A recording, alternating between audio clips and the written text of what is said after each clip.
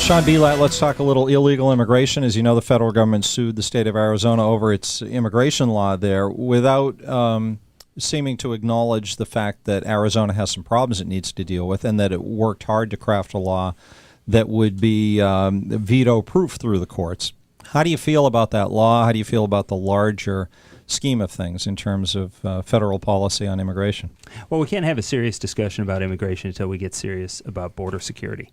Right now, our border security along the south is a joke. We have tens of thousands of people coming across each year. Along the north, it's worse. We just don't have an immigration there. We have a potential terrorist threat of people coming across from the Canadian border.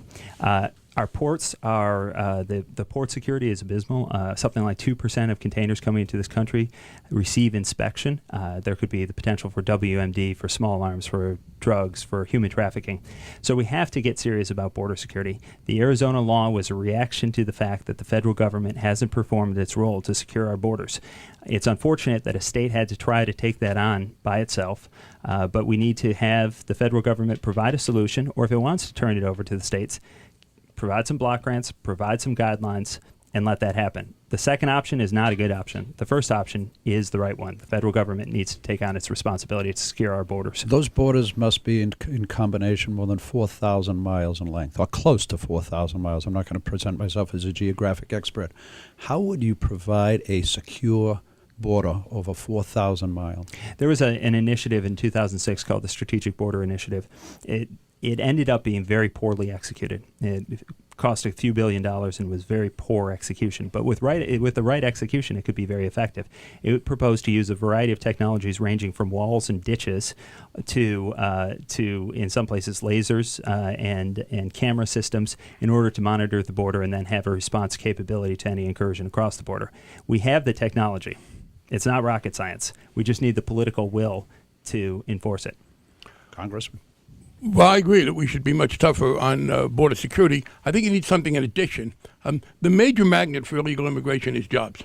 And what we have not done effectively is crack down there. I have been for some time in favor of a national identification system, not a card that you have to carry. No officer stops you on the street anywhere and says, show me your card. But I think the law should be very clear now that we have the technology to do it. No employer should be allowed to hire anybody for a job without having first gotten verification from this national center that that person is eligible to vote, eligible to work. The problem, of course, employers now say is, as Meg Whitman has said in California, and with some justification, look, I'm not a document expert. I can't look at a card or a birth certificate and tell you if it's valid or not. So I think we do that. But I also am in favor of greater border security, and it's one of the points I will go back to before. One of the problems we have is, over the past few years, significant numbers of National Guardsmen who would be logical border security backup went to Iraq. And I have a fundamental difference with Mr. Bielat on this in terms of what our approach should be internationally. I think the rest of the world has gotten very used to America being the protector, that we've got troops everywhere, in Europe, in Asia. Their budgets for the military are much less than ours. Mr. Bielat said, well, you can't expect them to do more. I do, and I would like to bring some of that home. So I'm sorry, Mr. Bielat. Now, if you're going to misquote me, I get to yes, respond. you said that. Well, let the congressman finish, Sean, Okay.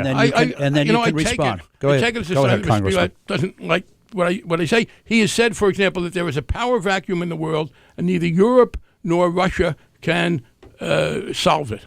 That he doesn't want there to be a arms race among South Korea, Japan, and China, so that's why we should intervene. Well, China's going to keep building up, so apparently we should tell the South Koreans and the Japanese, because he wants to avoid an arms race there. I want an arms race there. If they need to defend themselves, they should do it. Those are two direct quotes from Mr. Bielat. He says, we have to protect the shipping lanes between here and China, where China makes a lot of money. I think they'd protect their own shipping lanes. But those are examples of it. But here's the point. We cannot spend and spend and spend. I agree with that. I want to spend much less overseas. I want to defend America's interests. But I don't think we are in that situation now in everything we do. We are defending much of the rest of the world. And I don't know what he means when he says there's a power vacuum that Europe and Russia can't solve and we have to solve it. I think they can take care of themselves in Europe.